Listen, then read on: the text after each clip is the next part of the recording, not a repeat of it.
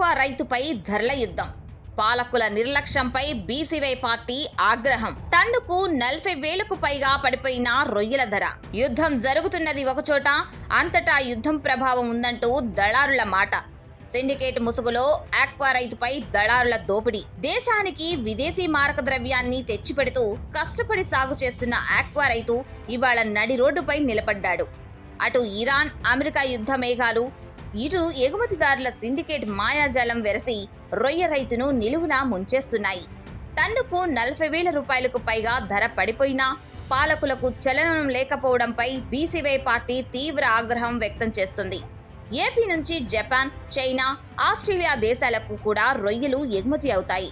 అక్కడ యుద్ధం లేదు, ఎగుమతులపై యుద్ధం ప్రభావమూ లేదు. నిజానికి ఎక్కడో పశ్చిమాసియాలో యుద్ధం జరుగుతుంది. కానీ యుద్ధం పేరు చెప్పి మిగతా దేశాలకు ఆక్వా ఎగుమతులు ఆగిపోయాయంటూ సిండికేట్లు నాటకం ఆడుతున్నారు. ఇది కేవలం ఎగుమతిదారులు సిండికేట్గా మారి ఆడుతున్న నాటకమే.